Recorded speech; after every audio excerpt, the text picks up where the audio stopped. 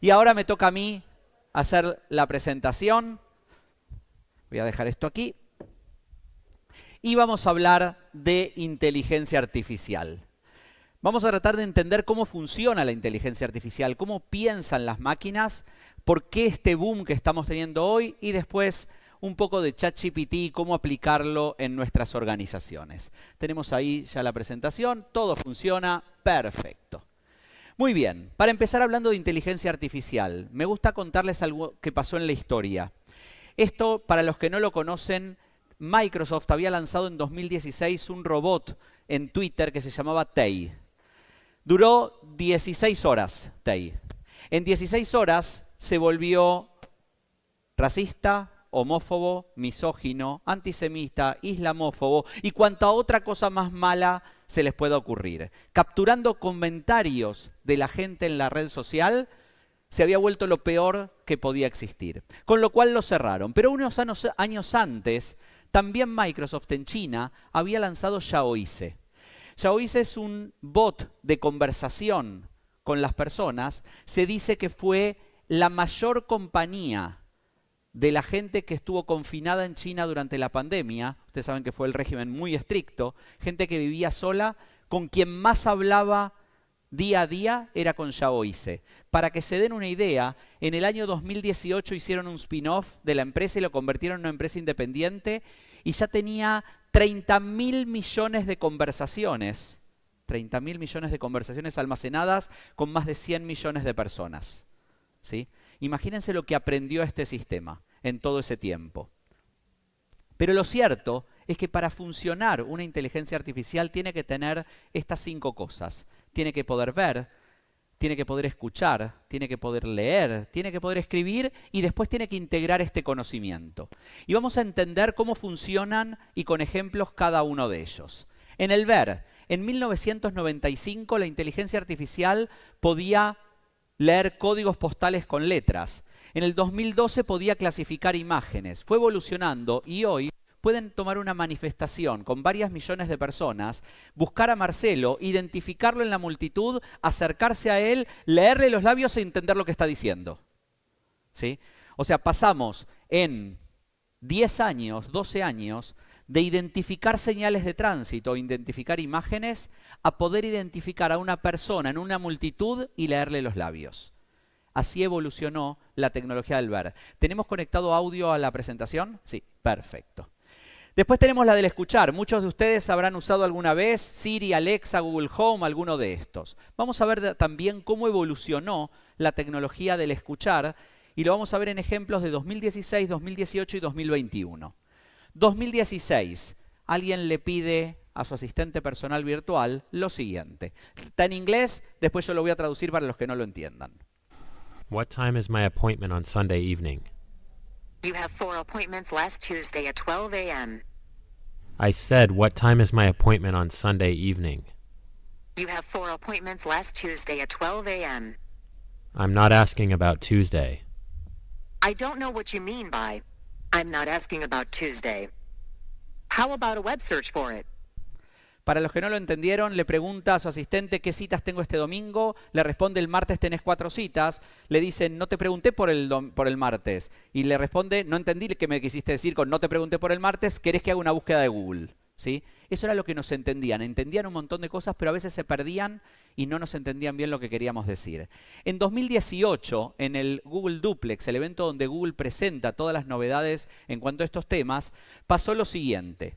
Presentaron un motor de inteligencia artificial haciendo una llamada en tiempo real. Hoy a la mañana veíamos el caso de una cobranza automatizada. Vean a dónde evolucionó, 2018, la tecnología del escuchar y del hablar.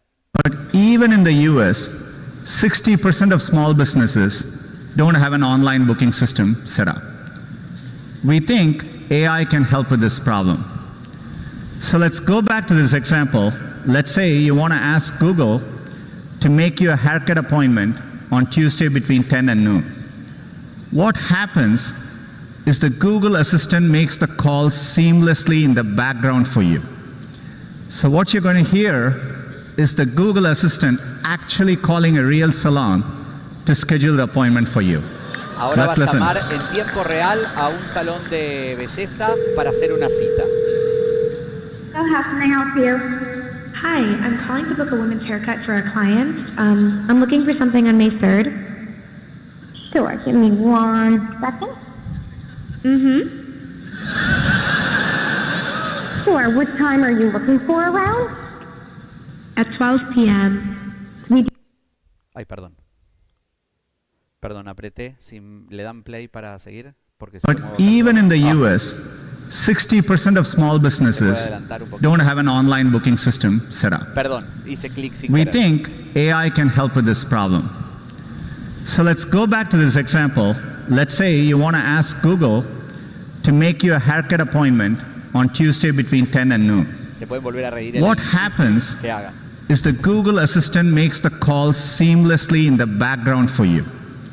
So what you're going to hear is the Google Assistant actually calling a real salon to schedule the appointment for you. Let's listen.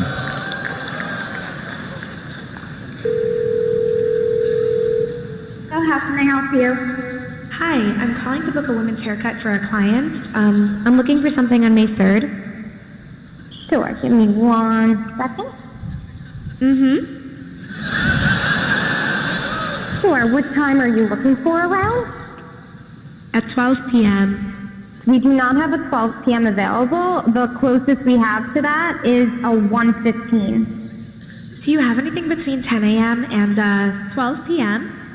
Depending on what service she would like. What service is she looking for? Just a woman's haircut for now. Okay, we have a 10 o'clock. 10 a.m. is fine. Okay, what's her first name? The first name is Lisa. Okay, perfect. So I will see Lisa at 10 o'clock on May 3rd. Okay, great. Thanks. Great. Have a great day. Bye. Entonces, para entender, llamó y la recepcionista del salón nunca se dio cuenta que estaba hablando con una máquina. ¿Sí? Pero vean, y esto fue 2018. Ahora veamos 2021, casi que antes de But ayer. even in the Play the new song from Florence and the something.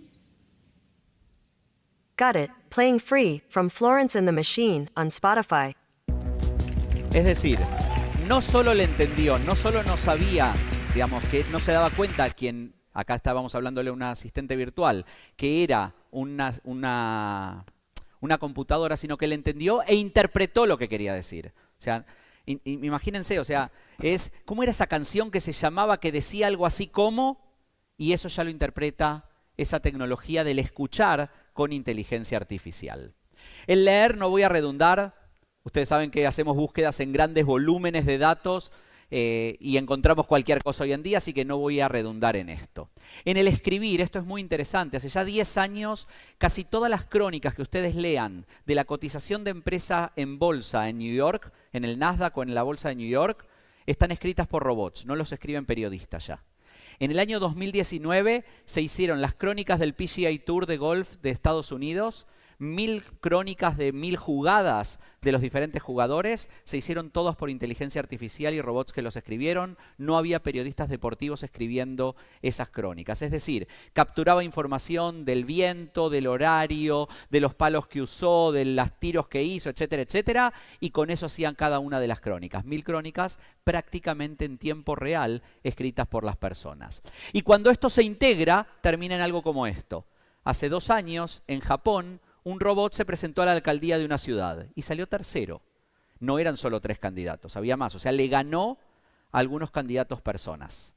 ¿Sí? A esto es donde podemos llegar si esto sigue evolucionando. De hecho, me causó gracia, en Argentina están en proceso preelectoral y ese es un cartel donde piden ChatGPT para presidente. ¿Sí?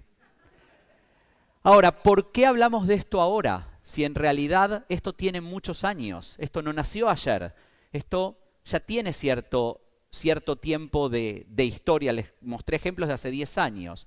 Y lo cierto es que es gracias a este muchacho. Ian Goodfellow es un chico que en ese momento, en el 2014, tenía 29 años y presentó un paper donde explicaba cómo funcionan las redes neuronales antagónicas. Y esto es clave para entender el porqué del desarrollo actual.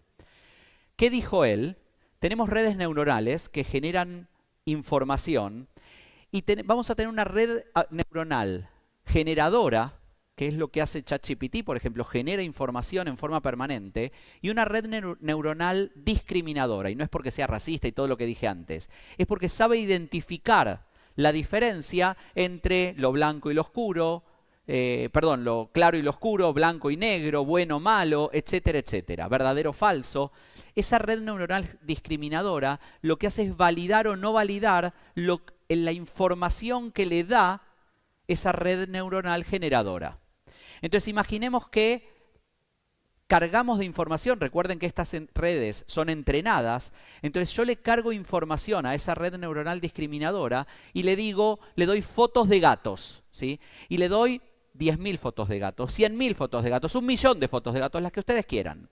Y ya preparo a esa red neuronal para identificar cuando un gato es verdadero o es falso. ¿Me siguen hasta acá? Después le pido a la red generadora empezar a generar fotos de gatos. Generar, no siempre reales. Generar. Entonces le empieza a tirar 10, 100, 1.000, 100.000, 1.000.000, 2 millones, 5 millones. Y la red discriminadora va diciendo, este gato es real, este gato no es real, este gato es real, este gato no es real. En algún momento, la red generadora aprende tanto de lo que es real, de lo que no es real, que genera fotos inventadas de gatos que la red discriminadora no puede identificar si es verdadera o falsa. La red generadora termina siempre en el largo plazo ganando por el volumen de datos de aprendizaje. Esto es lo que hace hoy que un ChatGPT o la cantidad de herramientas, vamos a ver algunas después, generadoras de contenidos en inteligencia artificial, permita lo que permitió que tengan ese boom que tenemos hoy. Esto es de 2014. ¿Sí? O sea, es muy poco tiempo lo que tiene de desarrollo y ustedes ya saben dónde estamos parados hoy con la inteligencia artificial. Y lo cierto es que solo estamos en la primera etapa. Es como dijo dice Jeff Bezos en sus informes a los accionistas todos los años, estamos en el día 1. En la inteligencia artificial estamos en ese día 1. Estamos en ese momento inicial en donde empieza todo a desarrollarse. Por cierto, esta etapa 1 se llama inteligencia artificial estrecha. Lo que se hizo fue darle una capa de inteligencia artificial a todo lo que ya conocíamos. Los teléfonos hoy son teléfonos inteligentes, los parlantes son parlantes inteligentes, las cámaras son cámaras inteligentes. Todo le pusimos una capa de inteligencia, ¿sí? Pero todavía no pueden actuar como nosotros. Todavía estamos en esta primera etapa de la inteligencia artificial que ya nos asusta, pero todavía no es lo que va a llegar. La segunda etapa es cuando adquiere capacidades cognitivas a nivel humano. De hecho, es lo que motivó que 1.000 expertos, entre los cuales estaban Elon Musk, Steve Wozniak y cantidad de líderes de la industria tecnológica, pidieron frenar los avances hasta entender cómo se va a lidiar con esto. Y eso pensando en la segunda etapa, ¿sí? Pero la tercera etapa es cuando se genere la superinteligencia artificial. Es cuando la inteligencia sintética supere a la humana. Nick Bostrom, un tecnólogo, define la superinteligencia como un intelecto que es mucho más inteligente que los mejores cerebros humanos en prácticamente todos los campos, incluidas la creatividad científica, la sabiduría general y las actividades sociales. Este es el punto donde los detractores de la inteligencia artificial se asustan. Dicen, ¿qué va a pasar cuando supere a la gente en general? Lo cierto es que falta, pero no falta tanto. ¿Sí? Entonces tenemos que prepararnos y la gente se tiene que preparar para esto. Vamos a ver después qué pasa cuando se trata de frenar la historia o se trata de frenar los desarrollos. Yo creo que es imposible. Entonces, lo que más quiero que nos llevemos de esta sesión es que podemos discutir si es buena o mala. Lo que no podemos es frenarla. ¿Sí? Y como no la podemos frenar, tenemos que ver cómo vamos a trabajar con ella. Por eso esa discusión. Y siempre doy el mismo ejemplo sobre si es buena o mala. Y es con la energía atómica, la energía nuclear. La energía nuclear sirve para generación eléctrica a menor costo, para reducir la huella de carbono, para curar determinadas enfermedades, para diagnósticos de enfermedades, para cantidad de cosas sirve. Y también sirve para hacer la bomba atómica. Con lo cual, la tecnología per se no es mala o buena, es el uso que se le dé. ¿Sí? Y el uso que se le dé dependerá de cuál sea el resultado de todo esto. Y vamos a dar un ejemplo con los temas que se habló mucho hoy, y se habla en toda esta gira Tech Day, sobre ciberseguridad. ¿Recuerdan las redes neuronales antagónicas, discriminadoras y generadoras? Imaginen una red neuronal generadora que lo que genera son intentos de ataques. ¿sí? Y le manda a la red discriminadora intentos de ataques. 1, 2, 3, 100, 1000, 100.000, etc. La red discriminadora, lo que hace es decir, este es un intento de ataque, esto es una operación cierta. Intento de ataque, operación cierta. Y así va separando. Cuando ve un intento de ataque, lo frena y ahí están todas las barreras que vamos poniendo en la seguridad de nuestras organizaciones. Ahora, ¿cuál fue uno de los conceptos que dije? La red generadora, por lo general, termina ganando, ¿sí? Con lo cual, aprende tanto de cómo le rechazan esos intentos que en algún momento puede enmascarar un intento falso para que la red antagónica no descubra que es un intento de fraude.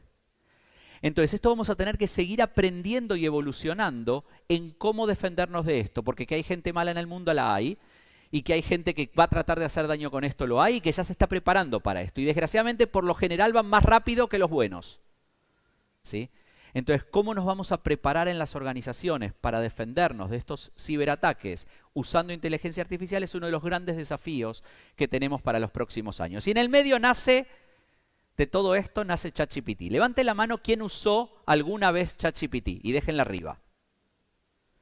Más o menos un 40-50% de la gente. Ahora, déjenla arriba solamente aquellos que la hayan usado para alguna aplicación o uso en sus organizaciones, no para jugar un ratito y entenderla. Organizaciones, en sus trabajos, no llega a 15, 20 personas. Aquí somos más de 250.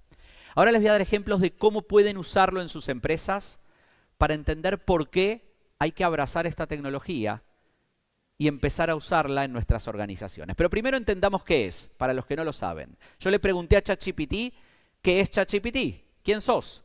Y me dijo, es un modelo de lenguaje de gran tamaño desarrollado por OpenAI, la empresa que lo creó, basado en arquitectura 3.5, ya estamos en la 4, capaz de procesar y generar texto en diferentes idiomas, bla, bla, bla, bla. Y ahí ustedes pueden escribirle a en ChatGPT, ¿qué es ChatGPT? Y les va a responder seguramente algo diferente porque va generando respuestas en función de lo que uno pregunta.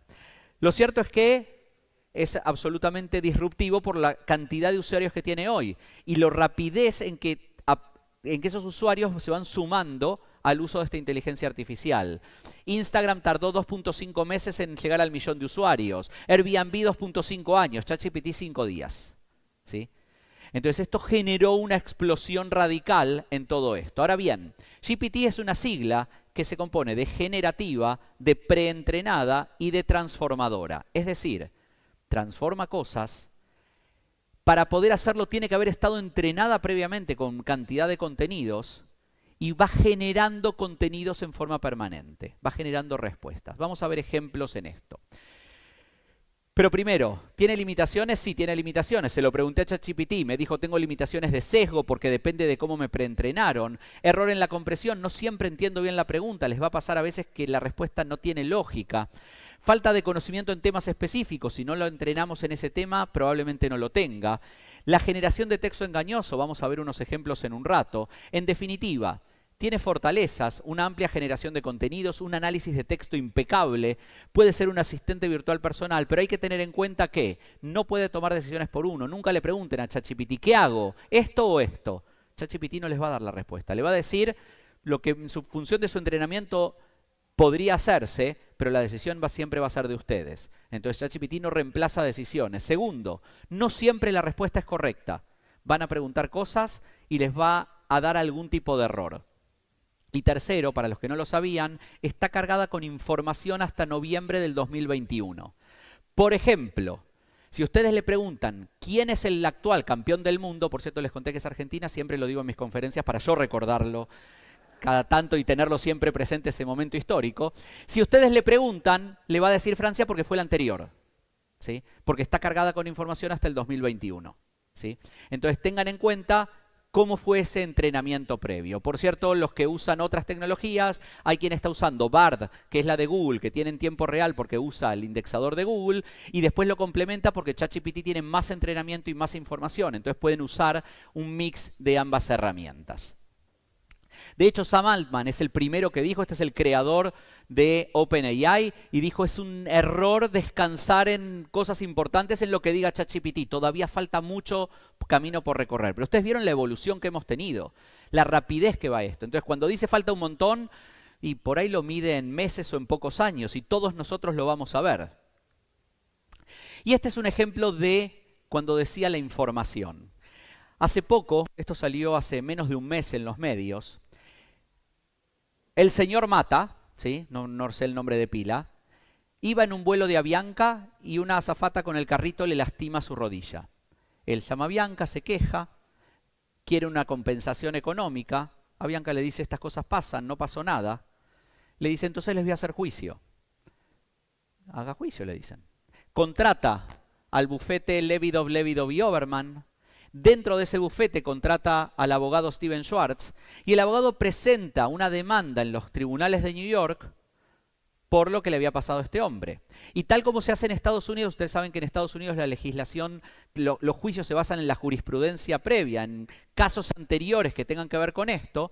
Entonces justifica el caso diciendo, porque en el caso Burman versus Copa, Marcelo dijo que tal cosa y se le asignó tal otra, ¿sí? Y así presentan 10 casos de jurisprudencia anterior para el juicio. ¿Qué pasa después? Reciben la demanda, los abogados de Avianca empiezan a trabajar en esa demanda y en el alegato que iban a hacer sobre la misma y buscan el primer caso y no lo encuentran. Buscan el segundo caso y no lo encuentran. Y así con cada uno. Y los 10 casos no encuentran nada de esa jurisprudencia. Van al juez y le dicen, mire señor juez, yo estoy tratando de hacer esto, pero no encuentro lo que me están justificando. ¿Cómo termina la historia? Con Steven Schwartz hoy con la licencia suspendida, donde tuvo que pedir perdón y reconocer que había usado a ChatGPT para justificarlo. ¿Qué le dijo? Justificame un caso de tal cosa y tal otra. Y ChatGPT le respondió con 10 casos. ¿Se acuerdan lo que dije que no siempre la información es correcta? Lo que genera ChatGPT es información verosímil, pero no siempre verdadera. ¿Qué significa verosímil? Y recuerden esto del concepto de generador de contenido. Yo genero un contenido que parece ser cierto, que tiene todas las vistas, todo el fundamento de certeza y de verosimilitud, pero no siempre es verdadero. Ahí volvemos a las limitaciones que puede tener esto. Y esa diferencia entre verosímil y verdadero, ténganla siempre presente a la hora de entender las respuestas que les da ChatGPT. Parece cierto, tiene todos los visos de ser cierto para quien no sabe determinado tema, pero ojo que puede estar inventado. ¿Por qué? Porque genera contenidos. ¿Sí? De nuevo, ¿por qué es tan disruptivo? Hoy estamos generando 44 zettabytes de data en el mundo. Se calcula que en 2-3 años vamos a estar en 163. Recuerden que la inteligencia artificial se nutre de información y es preentrenada. Y esa información, cuando se va capturando, lo que va a permitir es que cada vez sepa más, ¿sí? Y esto es exponencial en la cantidad de información que va generando. Y por lo tanto, la capacidad de respuesta, de conocimiento que va a tener para darnos. Casi todas las industrias hoy están usando algún tema de inteligencia artificial. Yo, de hecho, estoy trabajando en 2 proyectos. Uno con una empresa aseguradora para generar un motor basado en sus políticas y en su documentación y demás, en generar un motor de inteligencia artificial donde pueda venir alguien a hacer una consulta sobre un seguro con voz natural y le respondan con voz natural basado en toda esa información que entrenamos al sistema. Segundo, en una plataforma de comercio electrónico para retail, donde ustedes saben que comercio electrónico requiere de descripciones, lo que llamamos descripciones afectivas de un producto. Es decir, si ustedes importan información de un sistema ERP, lo que va a decir el comercio electrónico, la tienda en línea va a decir camisa celeste, talla L, etcétera, etcétera. Pero eso, digamos, lo que tiene que decir es, esta es una camisa celeste, ideal para usar con un pantalón clarito y un saco azul, especial para dar conferencias en Tech Day, no sé, algo, ¿sí? Que nos permita hacer una descripción del producto que a mí me convenza que lo quiero comprar. Ahora, ¿qué pasaría si yo a ChatGPT le digo 3 bullets y ChatGPT me redacta ese texto? Y automáticamente lo puedo incorporar a la descripción del producto en mi e-commerce. Seguramente aumentaré la tasa de conversión. Tiempo en general para generar este contenido no tenemos y esa es la forma de desarrollarlo. Con lo cual, como les decía, cantidad de ejemplos se pueden ver de industrias e industrias que usan ChatGPT para el contenido, para generar contenido en sus organizaciones. Ahora bien, vamos a entrar a consejos específicos. El primero es cómo pedirle información a ChatGPT. La realidad es que lo importante con ellos, ellas, ellas, no sé qué son, es ChatGPT, es una inteligencia artificial. Hay que ser lo más preciso posible en la definición. Por ejemplo, yo le podría decir, escríbeme un texto sobre inteligencia artificial, ¿sí? Y me va a escribir un texto. Ahora, podría ser un poco más específico. Le podría decir, no, mejor escribime un texto sobre inteligencia artificial para pymes. Espera, lo voy a mejorar un poquito. Mejor escribime un texto de 200 palabras en lenguaje sin jerga sobre inteligencia artificial para pymes. O mejor aún, escribime para un email o para una carta o para un posteo, un anuncio publicitario en lenguaje corporativo sobre los beneficios de inteligencia artificial para pymes. Voy acotando el nivel de respuesta. Ustedes hagan pruebas y van a ver cómo cuanto más información le pongan a la descripción y más precisa sea, mejor van a llegar al texto que ustedes quieren. Incluso hasta pueden repreguntarle. Entonces pueden ir haciendo preguntas, hasta le podrían decir, pregúntame qué te tendría que preguntar yo para hacer el mejor posteo sobre inteligencia artificial para pymes. Entonces nos va a hacer preguntas para poder responderle y decirle, bueno, ahora sí, haceme el artículo de 200 palabras. Y después del artículo, si les gustó, le pueden decir, ahora decime cómo te tendría que haber hecho la definición inicial para no perder todo este tiempo de pregunta-respuesta. Es decir, vamos nosotros aprendiendo y la inteligencia artificial aprendiendo, y es notable cómo se van mejorando y refinando los resultados. Les voy a dar un ejemplo de cómo pedir un texto. Esto lo presenté hace poco en un evento que hicimos en Panamá, por eso tiene Panamá como lugar. Y yo lo que le pregunté, le dije, ¿me podrías indicar los puntos más destacados para hacer turismo en Panamá? Y me dice, por supuesto, a continuación te presento los puntos más importantes. Ciudad de Panamá, comienza tu visita en la capital donde encontrarás el famoso Casco Viejo, un barrio histórico, San Blas, este grupo de islas pertenecientes a los indígenas, bla, bla, bla, bla. Y me hizo los 10 puntos que podemos recorrer en Panamá. Pero después le dije, ahora, ¿podrías hacerlo con una redacción un poco más romántica? Claro que sí, Ciudad de Panamá, embárcate en un viaje lleno de romance en la capital donde las callejuelas empedradas del Casco Viejo te envolverán en un ambiente, bla, bla, bla. Y ustedes lean y van a ver un lenguaje totalmente diferente. Le refiné el pedido, lo hice más preciso, le dije hasta el tono en el que quería que me lo entregue. Y ahí van a ver todo. Sumérgete en un abrazo eterno por el Parque Nacional no sé cuánto. Y así me fue redactando cada uno de ellos. Le dije, ¿me podrías hacer un resumen en no más de 100 palabras de la Revolución Francesa? Y me lo describió muy bien. La Revolución Francesa fue un periodo de agitación política y social en Francia a fines del siglo XVIII. Comenzó en 1789 con la toma de la Bastilla, bla, bla, bla, bla. ¿Sí? Dije que soy argentino. ¿Hay algún otro argentino en la sala además de Marina? ¿No? Santiago, está por ahí atrás. Santiago, ¿vos me ayudás a ver si cuando le pedí que me lo haga en slang argentino, está bueno como lo escribió? Dijo, la Revolución Francesa, fue un quilombo político y social que se armó en Francia ya por el siglo XVIII. Arrancó en 1789 cuando la banda se copó y tomó la Bastilla y la cosa se puso más picante que la salsa de la abuela. El bardo era por la desigualdad, los reyes y la aristocracia mandando fruta y la gilada queriendo puro libertad, igualdad y hermandad. Armamos una república y mandamos a cagar, perdón el francés, a los monarcas y a los piolas con privilegios. La Revolución Francesa dejó huella en Europa y fue la chispa que prendió fuego a otras revoluciones alrededor del mundo. ¿Qué tal lo ves, Santiago? Muy bueno, ¿no? Suena bastante argentino el asunto. Muy bien, pero estamos acá en Nicaragua y le dije, ahora hacémelo en nicaragüense. Y ustedes me van a decir si está bueno o no está bueno, como me lo describió. Y me dijo, la Revolución Francesa, Maje, fue un desmadre político y social que se armó en Francia en el siglo XVIII. Todo se puso al brinco en 1789, cuando se jalaron la Bastilla y ahí se armó la quebrada hasta 1799, cuando Napo Bonaparte se llevó la corona. La movida era porque había un montón de gurisas, los patrones estaban jodiendo al pueblo y la gente quería pura igualdad, libertad y camaradería. Armaron una república y ¡pum! Mandaron al diablo a la monarca y a los ricachones. La Revolución Francesa dejó marca en Europa y prendió la mecha para otros rollos revolucionarios en el resto del mundo. ¿Está bien? ¿Sí? ¿Lo sienten realmente nicaragüense? ¿O más o menos? ¿Sí? Eso es. Lo hice antes de ayer en El Salvador, en salvadoreño. No estaba tan bien. La gente dijo, está bien, pero había cosas mexicanas, ¿sí? En el medio. ¿Qué es lo que pasaba? Y lo cierto es que es verosímil. Si alguien no conoce jerga nicaragüense, esto les suena absolutamente real. Si ustedes lo conocen, pueden decir, esto no es tan nica, esto es por ahí un poco más mexicano. Tiene la zona geográfica, suena razonable, pero no es tan lineal. Entonces, de nuevo, pueden pedirle específicamente lo que quieran y cuanto más describan lo que quieren, mejor resultado van a tener. ¿Cómo hacer una tabla con ChatGPT? Le dije, hazme una tabla de 4 columnas. En la primera columna incluye habilidades claves para trabajar en marketing digital. La segunda, para qué trabajo serviría. La tercera, la importancia de esa habilidad, donde 1 es nada importante y 10 es extremadamente importante. Y la cuarta, dónde adquirir esa habilidad. ¿Sí? Una tabla. ¿Cuánto les hubiese demorado hacer una tabla como la que van a ver ahora?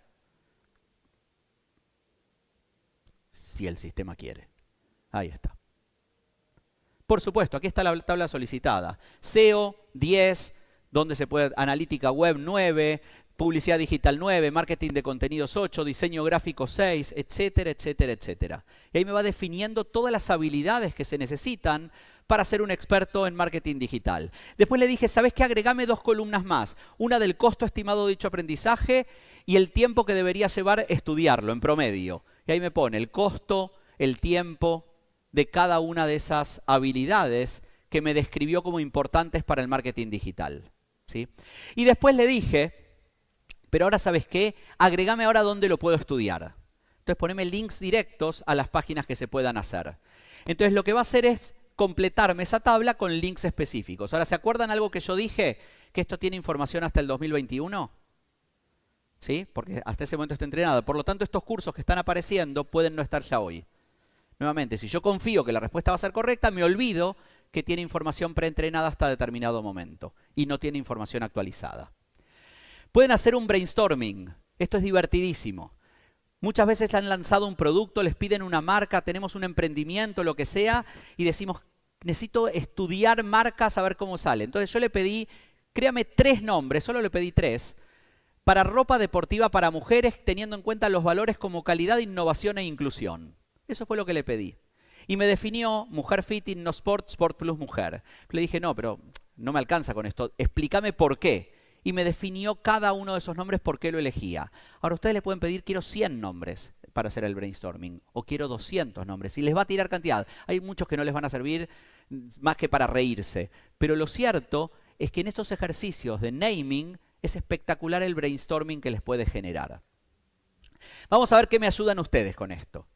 La definición, la respuesta que me dio ChatGPT dice, mi sólido conocimiento técnico y mi habilidad para resolver problemas me permiten ser un recurso valioso en el mantenimiento y reparación de sistemas eléctricos e instalaciones de iluminación. Siempre estoy dispuesto a aprender y adquirir nuevas habilidades para continuar mejorando mi perfil técnico y ofrecer soluciones eficientes a los desafíos que se presenten en el campo de la electricidad y la iluminación. Cuéntenme qué le pedí. ¿Alguien que me ayude? ¿Cuál fue el input? Un currículum. ¿De quién? De un electricista. No sabemos ingeniero, electricista, etcétera. Pero estamos claros que es una definición para un currículum que un electricista podría poner. ¿Sí? Lo que le pedí es lo siguiente. Descríbeme en forma profesional y formal, sin poner en específico lo que hice, pero mostrando un perfil técnico y profesional que sé cambiar un bombillo. Verosímil, pero no verdadero. Volvemos siempre a lo mismo. La respuesta que nos da va a estar basada en el input que le demos. Yo le pedí que haga eso. La respuesta es verdadera, por supuesto, que no es verosímil y todo eso suena sumamente creíble para un currículum. Encuestas. ¿Cuántas veces ustedes no validan el servicio que dan por no tener tiempo para sentarse a pensar una encuesta? Le dije, pensame 10 preguntas para un restaurante para medir el servicio. La respuesta debe ser en formato sí, no. 10 preguntas. Le puedo decir, ¿sabes qué? La 8 no me gusta. Agregame 5 más, así puedo elegir las 10 mejores. Y el tiempo que les demora hacer esa encuesta es nada. ¿Sí? Y pueden empezar a medir el NPS de sus servicios o productos. ¿Cómo se integra con Excel y Docs? Allá hay aplicaciones que integran con Excel, con Google Spreadsheets, etc. Ejemplo, nosotros trabajamos con muchas bases de datos en la empresa. Ustedes recibieron invitaciones para este Tech Day en función de una base de datos. Una de las cosas que a mí me molesta es cuando alguien me manda un correo y me dice estimado /a Marcelo. O soy estimado o soy estimada. No soy estimado a, ¿sí? O estimada o, ¿verdad? Ahora, no hay ninguna fórmula para 100.000 campos de una base de datos que me permita ponerle género a las personas. Hasta que apareció ChatGPT. Excel no tiene ninguna fórmula que determine género, porque no sabe esa información. Entonces, cuando lo integré, ustedes ven ahí que en una columna dice ahí dice indicar género, no se ve bien por la pantalla, y lo que hice fue ponerle y decirle la función igual GPT / esta columna al nombre, ¿sí? Lo que hice fue generar una fórmula que se llama indicar género. Cuando se vincula uno con otro, ahí dice la fórmula, ahí lo está haciendo, la copio a toda la base, que lo hice con un ejemplo de 100 acá, y ahí está cargando, vinculado a ChatGPT, y me va poniendo si es hombre o mujer. Claro, hay nombres que a veces no se sabe, entonces me va a decir que no puede. Pero el 90% de los casos en una tabla la vinculé con GPT y hoy ya puedo decirle a alguien estimado o estimada según corresponda. Ahora, no es el único motor de inteligencia artificial. Tenemos temas de imágenes, tenemos de audio, tenemos de videos. Vamos a ver algunos ejemplos más. Esto es con Stable Diffusion, que es una plataforma generadora de imágenes. Y yo le pedí, vuelvo al tema del fútbol, me encanta repetirlo en esta época, cómo hubiese sido un retrato de Messi si lo hubiese pintado Van Gogh. O cómo hubiese sido un dibujo de Messi si lo hubiese pintado Monet. O cómo hubiese sido el dibujo de Messi hecho por Picasso o por Dalí. Ninguno de ellos conocieron a Messi, eso estamos todos de acuerdo, ¿verdad? Y si ustedes ven estos cuadros, dicen, acá está reflejado el estilo de Monet, de Picasso, de quien sea. Generadora de imágenes, ¿sí? ¿Es verosímil? Sí. ¿Es verdadero? No. Pero me generaron imágenes de un input que yo le di. Y puede generar cualquier... ¿Qué pasó? Y puede generar cualquier tipo de imágenes, ¿sí? Yo tengo una French Poodle color café, muy bonita, muy divertida, por cierto. Y le dije... haceme una French Poodle Toy café en la playa. Y me generó esto. Son imágenes inventadas de French Poodles, ¿sí? Pero después le dije, ahora agregale gorro y lentes. Y me hizo eso. Y después le dije, ahora pintalas de morado. Y me generó eso. En definitiva, lo que ustedes pidan, los motores generadores de imágenes se los pueden generar, ¿sí? Todas las imágenes que van a ver en este video están producidas por inteligencia artificial. Y lo que se le pidió acá es que mezcle dos caras también inventadas, y haga la síntesis de ambas. Entonces van a ver...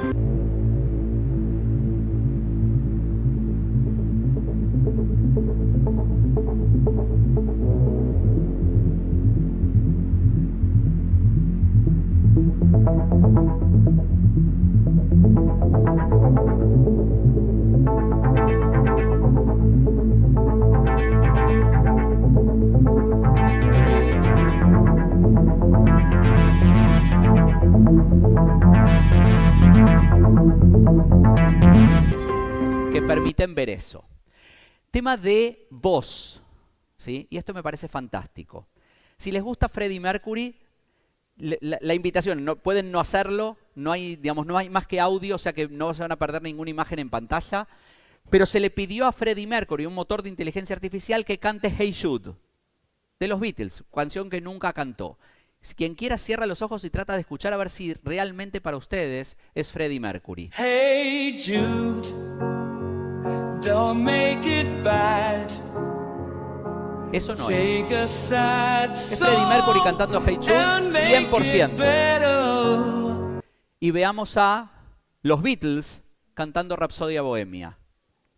1, 2, 3, 4. Is this the real life? Is this just fantasy?